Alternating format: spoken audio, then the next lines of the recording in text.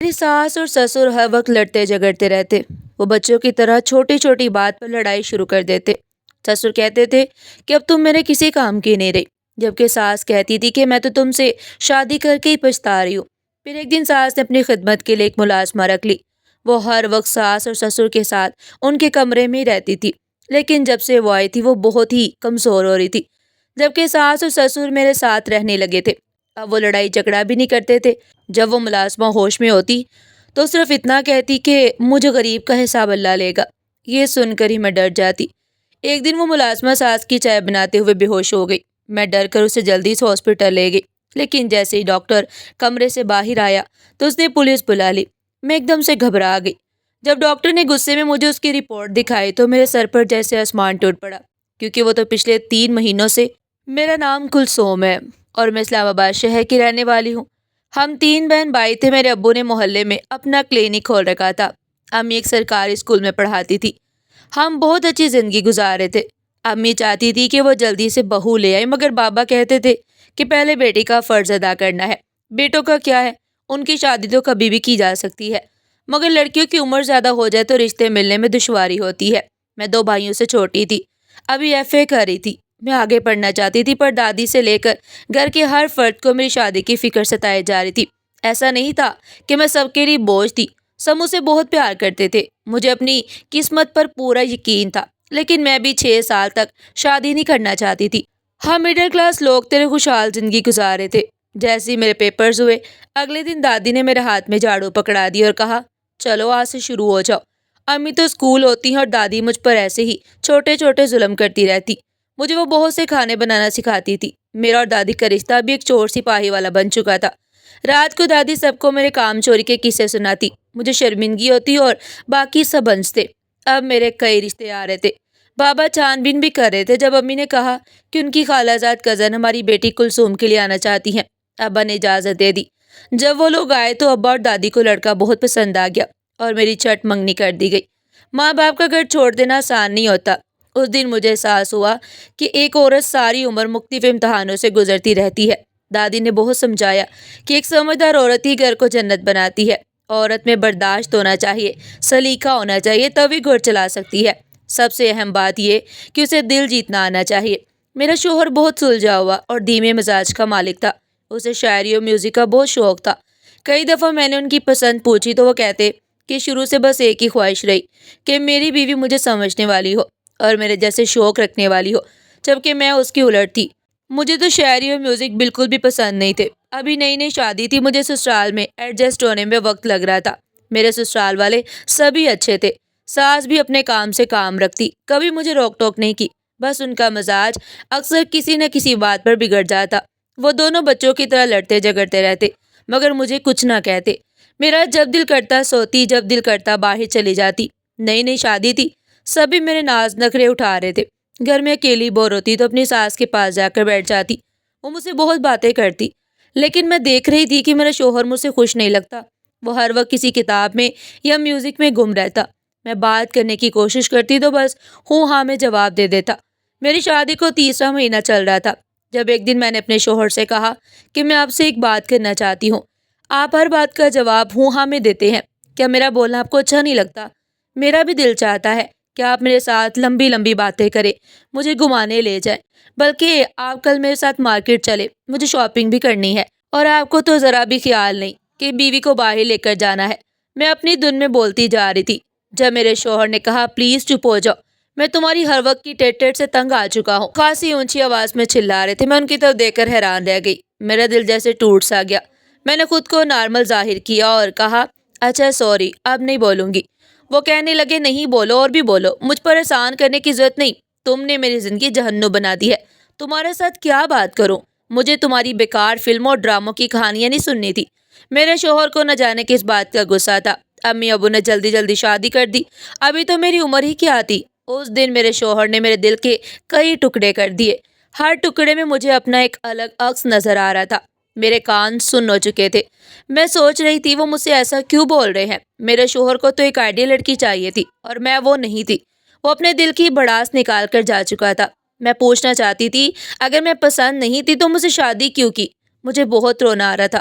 میں نے ساس سے اجازت لی اور میں کے آ گئی۔ دادی کے گلے لگ کر میں دیر تک روتی رہی، سب کچھ بتاتی رہی۔ وہ خاموشی سے سنتی رہی، پھر بولی، بیٹی گھر بنانا آسان نہیں ہوتا، ضروری نہیں کہ وہ کسی لڑکی کو پہلے سے پسند کرتا ہو سکتا ہے وہ یہ چاہتا ہو کہ اس کی بیوی ہم خیال ہو، اس کا سمجھنے والی ہو، اس کی بات سننے والی ہو۔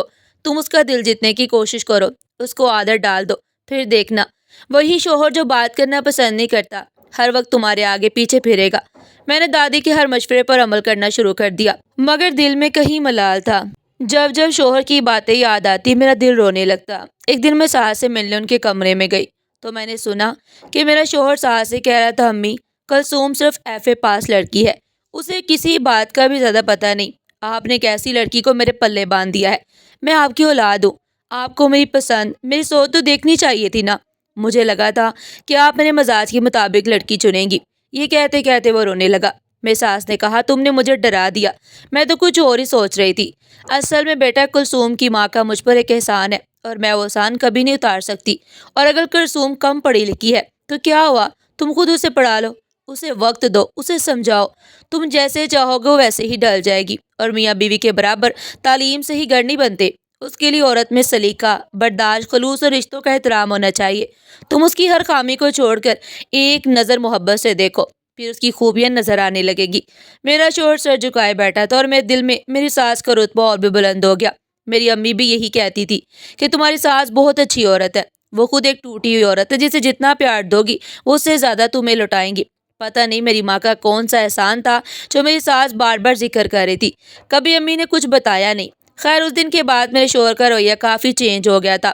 ایک دن میری رضامندی سے مجھے کالج لے گئے اور میرا ایڈمیشن کروا دیا۔ وہ شرمندہ بھی تھی اور میں نخرے دکھا رہی تھی۔ میں ان کا ہر کام دل سے کرنے لگی، جیسے جیسے دادی نے سمجھایا تھا میں اسی پر عمل کرتی گئی، اور دیکھتے ہی دیکھتے میرا شوہر میرے قریب آ گیا۔ میں ان کو ان کی باتیں یاد دلاتی تو وہ معافی مانگتے رہ جاتے۔ آنے والے دنوں میں نے جان لیا کہ میرا شوہر بہت اچھا انسان ہے، بس مزاج تھوڑا گرم ہے۔ میرا ایک دیور ہے اور ایک نند بھی تھی جس کی شادی ہو چکی تھی، وہ بھی اچھی تھی مگر غصے کی تیز تھی۔ لیکن اس کے شوہر کے چہرے سے تو خبیث پن جھلکتا تھا۔ ان دونوں کی محبت کی شادی تھی مگر اب بات طلاق تک پہنچ چکی تھی۔ میری شادی کو 1 سال ہونے والا تھا۔ کئی دفعہ نند کا شوہر ہمارے گھر آ چکا تھا، اس کا مجھے گھور گھور کر دیکھنا مجھے بالکل بھی اچھا نہیں لگتا تھا۔ عورت مرد کی بری نظر بہت جلدی پہچان لیتی ہے۔ میں فوراً اپنے کمرے میں چلی جاتی۔ انہی دنوں میں دن رات محنت کر رہی تھی، میرے شوہر مجھے خود پڑھا رہا تھا، مجھے اپنی زندگی خواب لگ رہی تھی۔ انہی دنوں میرے شوہر کے دوست کی شادی تھی، شوہر اکیلا ہی شادی پر گیا ہوا تھا۔ اچانک مجھے ایک انجان نمبر سے کال آنے لگی۔ فون اٹھایا تو ایک لڑکے کی آواز آئی۔ اس نے کہا، کلثوم میں تمہیں بہت پسند کرتا ہوں، میں جانتا ہوں تم بھی اپنے شوہر سے تنگ ہو، اگر تم چاہو تو ہم یہاں سے بھاگ سکتے ہیں، میں تمہارے جواب کا انتظار کروں گا۔ یہ کہہ کر اس نے فون بند کر دیا۔ میری حالت گیر ہو گئی۔ میں تو اپنے شوہر کے ساتھ بہت خوش تھی، میں نے میک اپ کرنا بھی کم کر دیا تھا، مگر اب روز میرے موبائل پر ایسے پیغامات آنے لگے، میں گھبرا گئی۔ شوہر کو بتاتے ہوئے بھی ڈر لگ رہا تھا۔ میں تو کالج میں بھی کسی کو اپنا نمبر نہیں دیا، میں ذہنی طور پر پریشان رہنے لگی۔ میرا شوہر میری حالت نوٹس کر رہا تھا، 1-2 بار مجھ سے پوچھ بھی چکا تھا، مگر میں خوف زدہ رہنے لگی تھی۔ کئی دن موبائل بند رکھتی، ایک دن موبائل آن کیا تو پھر ایک نئے نمبر سے کال آ گئی۔ ابھی ہیلو ہی کیا تھا کہ آگے سے وہی لڑکا بولا کہ میں بہت سالوں سے تم سے ٹوٹ کر پیار کرتا ہوں، میں تمہیں کسی اور کے ساتھ بالکل بھی برداشت نہیں کر سکتا۔ تو یہ سن کر میرے ہاتھ پاؤں ٹھنڈے پڑ گئے۔ میں نے کہا، خدا کے لیے میں شادی شدہ ہوں، میری پرسکون زندگی خراب مت کرو، میرا پیچھا چھوڑ دو۔ یہ کہہ کر میں نے فون بند کر دیا، لیکن میں یہ نہیں جانتی تھی کہ میری ساری باتیں میرا شوہر سن چکا ہے۔ کئی دن سے میرے شوہر کا رویہ میرے سار سرد ہو چکا تھا۔ میرے BA کے امتحان ہونے والے تھے۔ میرے شوہر نے کہا کہ کوئی ضرورت نہیں کالج جا کر دل بہلانے کی، گھر بیٹھو اگر سنبھال سکو۔ لیکن میں بحث کرنے لگی کہ میں نے بہت محنت کی ہے، آپ تو خود کہتے تھے کہ میں زیادہ پڑھوں گی، مگر وہ پہلے دن کی طرح مجھ پر غصہ کرنے لگے، اور میں جان گئی تھی کہ محبت میری قسمت میں نہیں ہے۔ میں نے کالج جانا چھوڑ دیا۔ نند بھی ہمارے گھر آئی ہوئی تھی، وہ ہمیشہ مجھ سے ناراض رہتی اور کہتی کہ تم سارے فساد کی جڑ ہو۔ وہ گھر کی لاڈلی تھی، اس لیے میں کبھی اسے جواب نہیں دیا کرتی۔ فون میں ہمیشہ کے لیے بند کر چکی تھی۔ گھر کے نمبر پر کال آتی تو ساس یا نند اٹھا لیتی، مگر آگے سے کوئی بولتا ہی نہیں تھا۔ میرا شوہر میری ہر سرگرمی پر نظر رکھتا۔ مجھے بھی شک ہو گیا تھا کہ انہیں سب کچھ پتہ چل چکا ہے، حالانکہ میں تو فون کرنے والے کو جانتی بھی نہیں تھی۔ میں دادی سے اپنی ہر بات شیئر کرتی۔ جب انہیں بتایا تو وہ کہنے لگی، کم بخت لڑکی، اسی وقت اپنے شوہر کو سب کچھ بتا دینا چاہیے تھا، ہمیشہ ڈرپوک بنی رہتی ہو، میاں بیوی کا رشتہ جتنا مضبوط ہوتا ہے اتنا نازک بھی ہوتا ہے۔ میں نے ہمت کر کے شام کو اپنے شوہر کو سب کچھ بتا دیا۔ وہ کچھ کہے بغیر کمرے سے باہر چلے گئے۔ میں جان گئی تھی کہ کوئی بھی شوہر یہ سب باتیں آسانی سے برداشت نہیں کرتا۔ اگلے روز میری نند کے سسرال والے اسے لینے آئے کیونکہ اس کا شوہر جیل میں تھا، مگر وہ کس وجہ سے جیل گیا مجھے کسی نے کچھ نہیں بتایا۔ میری ساس بھی دن بدن عجیب ہوتی جا رہی تھی۔ اب میری ساس نے سارے گھر کی ذمہ داری مجھ پر چھوڑ دی اور خود کمرے میں بند ہو کر رہنے لگی۔ نند بھی اپنے گھر چلی گئی اور حیرت کی بات یہ تھی کہ فون کالز کا سلسلہ بھی بند ہو چکا تھا۔ تب اللہ تعالیٰ نے مجھ پر کرم کیا اور میں ماں بننے والی تھی۔ میرا شوہر بہت خوش تھا۔ میں ان کے چہرے کو دیکھتی رہی جب انہوں نے کہا کہ میں سب کچھ جان چکا تھا، بس مجھے تم پر بہت غصہ تھا۔ تم نے ابھی تک مجھ پر اتنا اعتماد نہیں کیا۔ کیا تم مجھے سب کچھ نہیں بتا سکتی تھی؟ تم میری بیوی ہو، 3 سال سے میں تمہیں جانتا ہوں۔ ایک شوہر سے زیادہ اپنی بیوی کو کوئی نہیں جان سکتا۔ اور اسی دن میرے شوہر نے مجھے بتایا کہ مجھے فون پر پریشان کرنے والا میری نند کا شوہر تھا۔ وہ اور بھی بہت سی لڑکیوں کو اسی طرح تنگ کرتا تھا، اسی وجہ سے وہ جیل گیا۔ اس کی فطرت ہی ایسی تھی، اسی میں نظر اس کے شوہر سے کبھی نہیں ملتی۔ ایک دن ہمارے گھر ایک بوڑھی عورت آئی۔ وہ بہت برے حال میں تھی، اس کے پاؤں میں جوتا بھی ٹوٹا ہوا تھا۔ اسے دیکھ کر میری ساس کی رنگت سرخ ہو گئی اور انہوں نے مجھے کمرے میں جانے کو کہا۔ جب وہ عورت چلی گئی تو میں نے ساس سے پوچھا تو وہ کہنے لگی کہ کوئی مانگنے والی تھی۔ میں کچھ دن اپنے میکے میں چلی گئی۔ جب واپس آئی تو میری ساس نے اپنی خدمت کے لیے ایک ملازمہ رکھ لی۔ وہ بہت غریب لڑکی تھی۔ وہ ہر وقت ساس اور سسر کے ساتھ ان کے کمرے میں رہتی اور رات کو سوتی بھی وہیں تھی۔ ساس اور سسر بھی بہت خوش تھے۔ مجھے حیرت ہوئی کہ اب تو وہ لڑتے جھگڑتے بھی نہیں تھے، لیکن جب سے وہ ملازمہ آئی تھی وہ بہت کمزور ہوتی جا رہی تھی۔ ایک دن میں نے اسے پوچھا تو وہ روتے ہوئے بولی ان دونوں میاں بیوی کو مجھے غریب کا حساب اللہ لے گا۔ یہ سن کر میں ڈر گئی کیونکہ میں خود بھی ماں بننے والی تھی۔ مجھے ڈر لگنے لگا کہ کہیں اس کی بددعا مجھے ہی نہ لگ جائے۔ چند دنوں میں اس کی رنگت بھی پیلی پڑ گئی تھی اور جب وہ چلتی تو اس کو ایسا لگتا جیسے ابھی گر جائے گی۔ میں گھبرا کر اسے فوراً ہاسپٹل لے گئی۔ جیسے ہی ڈاکٹر کمرے سے باہر آئے اس نے پولیس بلا لی۔ میں ڈر گئی۔ جب ڈاکٹر نے غصے سے مجھے اس کی رپورٹ دی تو میں پتھر کی ہو گئی کیونکہ اس میں لکھا تھا کہ 4 مہینوں سے میری ساس اس کے ساتھ کچھ غلط کر رہی تھی۔ مجھے اپنی سماعت پہ یقین نہیں آ رہا تھا۔ بھلا میری ساس ایسی گھٹیا حرکت کیسے کر سکتی تھی؟ پولیس انہیں پکڑنے آ چکی تھی۔ بڑی مشکل سے میرے شوہر نے بات کر کے انہیں واپس بھیجا۔ میرا شوہر بہت غصے میں تھا۔ میری ساس اور سسر سامنے بیٹھے تھے۔ میرے شوہر نے کہا اماں جی، جو ڈاکٹر نے کہا کیا وہ سچ ہے؟ پتہ نہیں وہ کیوں مسکرا رہی تھی، مگر ان کی مسکراہٹ میں ایک تلخی تھی۔ پھر میری ساس نے اپنی زندگی کی کہانی سنانا شروع کی کہ کیسے وہ اس موڑ تک پہنچی جہاں سے انہیں یہ گناہ کرنے پڑے۔ وہ بولی جب میری شادی ہوئی تو میں بھی بالکل اپنی بہو کلثوم جیسی تھی۔ فرق صرف اتنا تھا کہ کلثوم کے پاس سمجھانے اور سہارا دینے والے لوگ تھے، جبکہ میرے پاس کوئی نہیں تھا۔ بس ایک میری خالہ کی بیٹی تھی جو کلثوم کی ماں ہے، وہی میرا خیال رکھتی تھی۔ میری شادی کے بعد میری ساس اور نند نے میرا جینا حرام کر دیا، مگر میرے شوہر کے سامنے وہ معصوم بن جاتی تھی۔ آہستہ آہستہ میرا شوہر اپنی ماں اور بہن کی باتیں ماننے لگا۔ جب میں اپنے شوہر کے لیے تیار ہوتی تو میری نند جان بوجھ کے میرے کپڑوں پر کبھی سالن گرا دیتی، کبھی آگ لگانے کی کوشش کرتی۔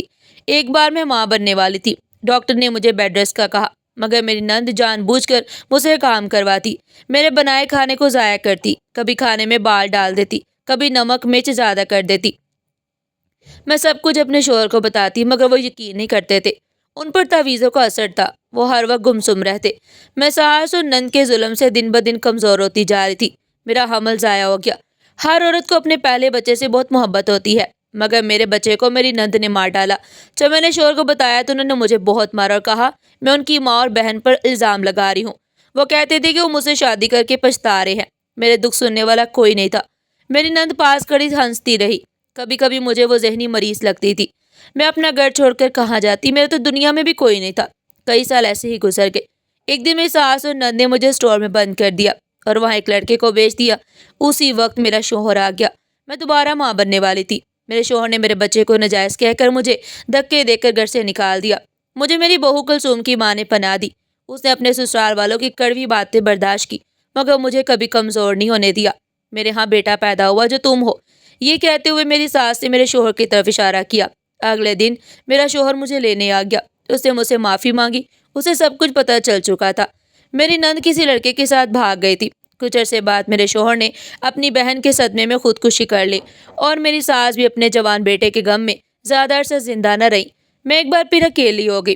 عدت کے بعد میں نے اولاد کی خاطر دوسری شادی کر لی، مگر میں پہلے جیسی نہیں رہی۔ میں اندر سے مر چکی تھی۔ میرا دوسرا شوہر میرا بہت خیال رکھتا، وقت گزرتا رہا، میرے 3 بچے ہو گئے اور پھر سب بچے جوان ہو گئے۔ چند مہینے پہلے وہ عورت جو میری نند تھی ہماری دہلیز پر آئی۔ اس نے میرے سامنے ہاتھ جوڑ کر معافی مانگی اور کہا کہ میں اس کی بیٹی کو پناہ دے دوں۔ وہ جس کے ساتھ بھاگ کر گئی تھی وہ نشئی اور جواری تھا۔ بیٹی جوان ہو رہی تھی تو اسے ڈر تھا کہ اس کا شوہر اپنی بیٹی کو بیچ دے گا۔ اس نے مجھے میرے پہلے شوہر کا واسطہ دیا اور میں نے اس لڑکی کو ملازمہ بنا کر رکھ لیا، اور جسے تم ملازمہ سمجھتی رہی وہ دراصل تمہارے شوہر کی پھوپھو کی بیٹی تھی، وہی عورت جس نے مجھے آدھا پاگل بنا دیا۔ مجھے اس عورت سے اتنی نفرت تھی کہ اسے کبھی معاف نہیں کر سکی۔ اس کی گناہوں سے زیادہ سزائیں اسے مل چکی تھی، مگر جو میرے ساتھ ہوا وہ میں کبھی بیان نہ کر سکی۔ میرے زخم تازہ ہو گئے اور میں نے اس لڑکی پر ظلم شروع کر دیا۔ میں اسے راتوں کو سونے نہ دیتی، اپنے شوہر کی ٹانگیں دبواتی، اور جب بھی وہ اونگتی اس کے منہ پر تھپڑ مار دیتی، یہاں تک کہ اس کی حالت بھی وہی ہو گئی جو کبھی میری تھی۔ جب میں اس لڑکی کو دیکھتی تو مجھے وہی عورت نظر آتی۔ اب اس کی ماں روز مجھ سے معافی مانگنے آتی۔ چند دن پہلے اس کے شوہر نے اسے مار دیا اور خود جیل چلا گیا۔ میری ساس ہچکیوں سے رو رہی تھی۔ ہم سب کی آنکھیں نم تھی۔ ان کے ساتھ جو ماضی میں ہوا وہ دردناک تھا، مگر وہ اس لڑکی کے ساتھ بہت غلط کر رہی تھی۔ وہ ملازمہ جو حقیقت میں اس گھر کی عزت تھی۔ وہ میری ساس کے پاؤں پکڑ کر بیٹھ کر بولی، آنٹی جو کچھ ہوا اس میں میرا کیا قصور ہے؟ آپ بھی وہی کرنے جا رہی ہیں جو میری ماں نے کیا تھا۔ بس ایک بار مجھے اور میری ماں کو معاف کر دے، میں ساری عمر اس گھر کی ملازمہ بن کر رہوں گی۔ میری ساس نے اس کی طرف دیکھنا بھی گوارا نہ کیا اور اپنے کمرے میں چلی گئی۔ میرے شوہر نے اس لڑکی کے سر پر ہاتھ رکھا اور مجھ سے کہا، اسے کمرے میں لے جاؤ۔ ہمارے معاشرے میں بڑوں کے کیے کی سزا ہمیشہ چھوٹوں کو ملتی ہے۔ ساری رات اس لڑکی کی سسکیاں گھر کے کمروں میں گونجتی رہیں۔ میری ڈیلیوری کے دن قریب آ رہے تھے۔ گھر کا ماحول سوگوار تھا، مگر جب میری گود میں ایک ننھا پھول آیا تو گھر میں پھر خوشی لوٹ آئی۔ میری ساس اپنے پوتے کو چوم رہی تھی۔ انہوں نے اس کا نام اذان رکھا اور مجھ سے کہا، آج تم جو چاہو مجھ سے مانگ لو۔ تب میں نے ان کے قدموں میں بیٹھ کر کہا، اماں جی آپ اپنے دل سے اس لڑکی کے لیے نفرت نکال دے اور حیات کو اپنی چھوٹی بہو کے طور پر قبول کر لے۔ وہ دیر تک میرا چہرہ دیکھتی رہی، پھر حیات کو بلا کر سینے سے لگا لیا اور اپنے کیے کی معافی مانگ لی۔ آج اس بات کو کئی سال گزر چکے ہیں۔ حیات کی شادی میرے چھوٹے دیور بلال سے ہو چکی ہے۔ میرے سسر اب میری ساس سے جھگڑا نہیں کرتے۔ آج ہمارے گھر میں صرف خوشیاں ہی خوشیاں ہیں۔ ناظرین، آپ کو ہماری آج کی کہانی کیسی لگی؟ کمنٹ سیکشن میں اپنی قیمتی رائے کا اظہار ضرور کیجیے گا، اور اس طرح کی مزید سبق آموز کہانیاں سننے کے لیے چینل کو سبسکرائب کریں، ویڈیو کو لائک کریں اور زیادہ سے زیادہ شیئر کریں۔ پھر ملتے ہیں ایک نئی اور دلچسپ کہانی کے ساتھ، تب تک کے لیے اللہ حافظ۔